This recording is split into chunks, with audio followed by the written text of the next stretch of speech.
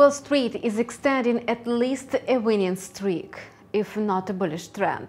After an optimistic session on a Monday, the stock market has a fair chance of a decent growth.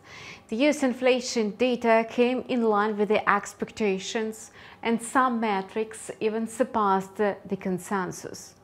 The CPI may set the stage for yet another positive session on Wall Street.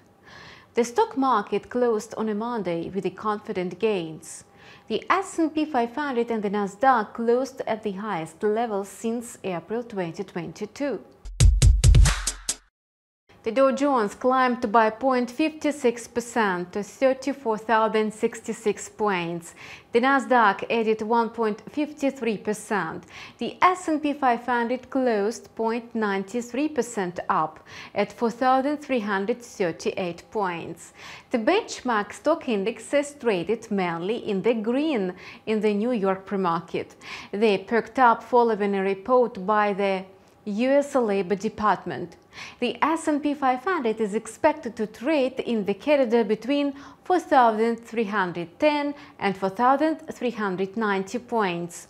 The S&P 500 and the Nasdaq rose to the strongest closing marks since April 2022. Oracle shares notched to record highs ahead of the publication of its quarterly report. The stock indexes found support from the heavyweights Amazon, Apple and Tesla. As a result, the S&P 500 surged by 21% from the lows of October 2022. Tesla shares rose by 2.2% and set a new record of 12 straight trading sessions of growth. The winning streak follows recent deals with General Motors and Ford to expand Tesla's charger network. In May, Ford said it would allow its electric vehicle buyers to use Tesla charging stations from 2024. Last week, GM announced a similar deal. Additionally, on a Friday, Fedbush raised its 12-month price target for Tesla shares to $300 from $215, estimating that the GM and Ford deals could generate an additional $3 billion in revenue next year.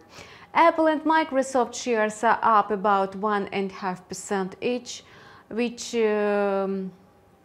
with two tech stocks up 41% and 38% respectively since the start of the year.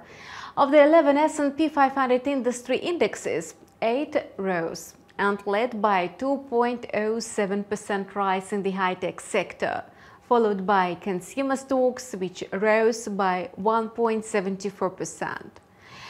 The rally widened into more economically sensitive sectors such as energy and manufacturing, as well as small-cap stocks, as the data continued to show the US economy is resilient despite higher interest rates.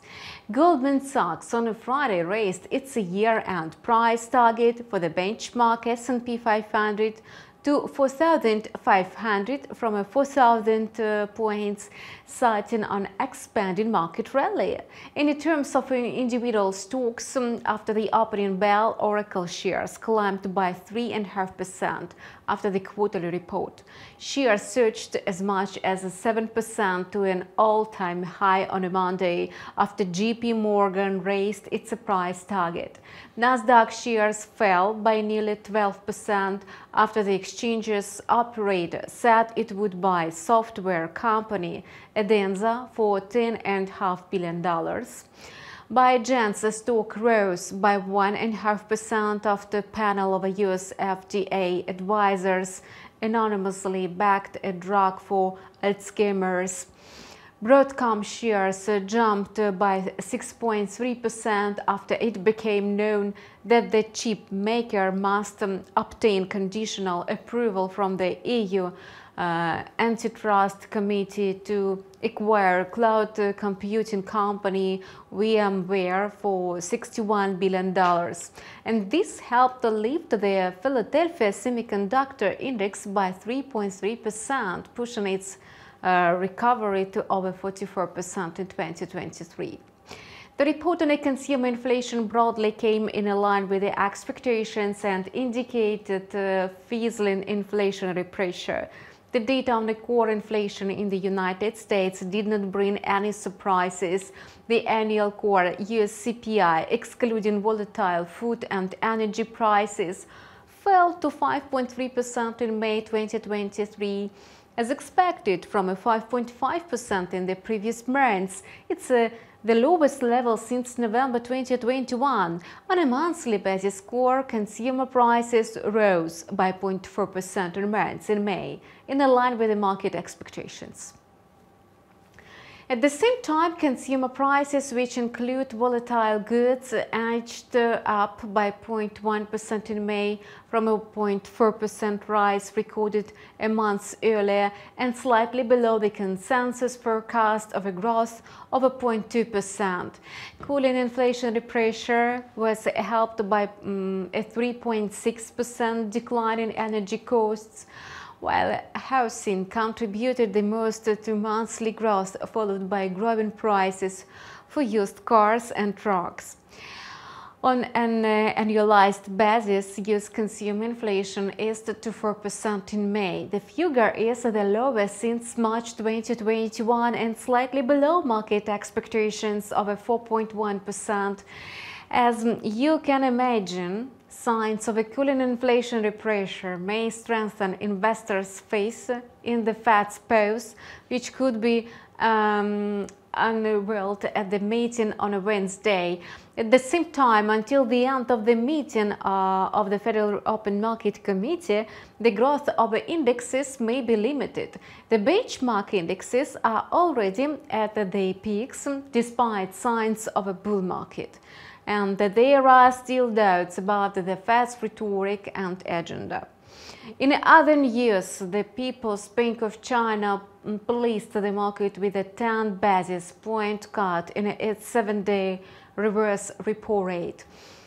The cut sparked speculation that long-term rates could fall in the coming weeks to stimulate an economy that has stalled.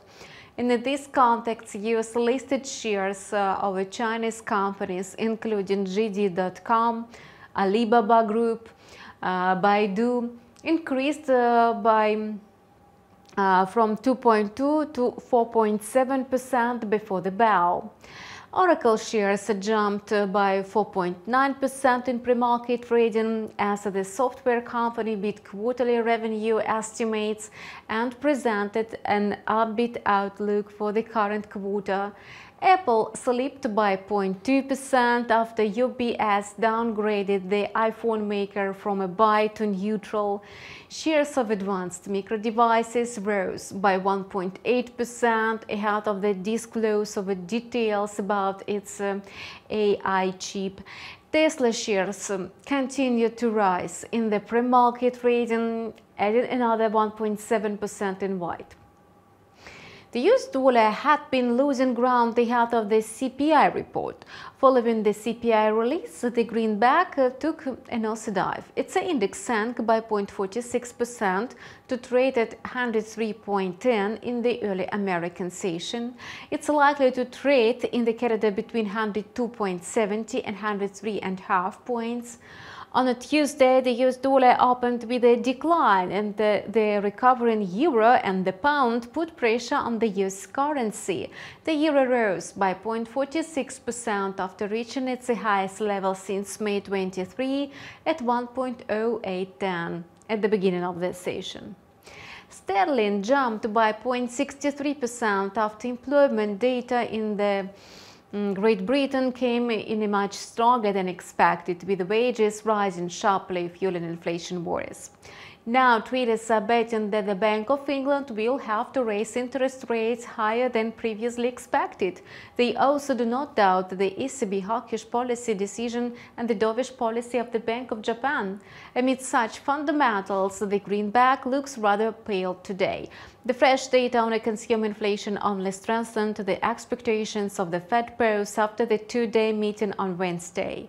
Signs of a slowdown in inflationary pressures, dovish statements from Fed speakers earlier, and signs of a cooling in the labor market last week left little chance of another rate hike on Wednesday. And while the market firmly believes in a pause, they will shift focus to the FOMC statement and forecast and, of course, the press conference of Chairman Jerome Powell. The Canadian dollar is asserting its strength today, and the USD CAD pair skidded by 0.26% intraday to trade at 1.3333, and the instrument is expected to trade in the corridor between 1.3290 and 1.3350. Apart from a broad-based retreat of a greenback, the loonie found support from a recovery in oil prices. Battered oil prices dropped by almost $3 on Monday after analysts underscored the growth in global oil inventories, and today both benchmark rates rebounded. Not only discounts, but also OPEC contributed to the recovery of oil prices. The cartel left its forecast for global oil demand growth for the fourth month unchanged. Although the group warned that the global economy would face mounting uncertainty and a slowdown in the second half of the year, global oil demand is set to rise by 2.35 million barrels per day, or 2.4% this year, according to OPEC's monthly report, almost the same as last month's forecast of 2.33 million barrels per day. Cryptocurrencies were trading higher in anticipation of the inflation report in the United States. Bitcoin managed to defend the high of 25,800 and added more than 1% on Tuesday, and now it's trading at about $26,200. Popular altcoins have also gained ground, except for Litecoin and Binance, which lost 0.3% and 2.3%. Binance tweeted on a Monday that it would swap 750 million pairs of Tether Tron tokens for Tether Ether in an attempt to maintain stablecoin liquidity. The move was taken to mitigate some of the recent blows, including a lawsuit against Binance by the US Securities and Exchange Commission. Binance will also stop withdrawing dollars as early as June 13th. The whole story with the confrontation between the cryptocurrency market and the Commission has been exerting a pressure on the entire market for the second week in a row. At the same time, investors are beginning to gradually move away from the initial shock, but they are not in a hurry to take risks. As the court proceeding drag on, more and more policymakers are speaking out in support of the crypto industry. Two Republican congressmen expressed their discontent with the SEC chairman because of the lingering crackdown on the crypto industry. Warren Davidson on Monday announced that he has filed the SEC Stabilization Act, which seeks to restructure the commission and remove Gary Gensler as a chairman. Davidson stressed the need to protect U.S. financial markets from what he called an abusive chairman. Davidson's proposal seeks to strengthen the power of SEC commissioners by transferring a number of rulemaking functions to 6 commissioners instead of the current 5. This change would not only increase the power of the commissioners, but would also require the resignation of Chairman Gensler. As you understand, the confrontation continues, as does the consolidation of Bitcoin without the range of $25,700 and $26,300. Going beyond this range can lead Bitcoin to $25,000 or $27,000. But it seems that the asset is not yet ready to leave the comfort zone. The token needs clearer signals regarding the future of the US crypto market. Thank you for watching. We closely monitor the markets and provide you with the up-to-date financial information and analysis. We are waiting for your questions and comments. Subscribe to our channel and see you online tomorrow.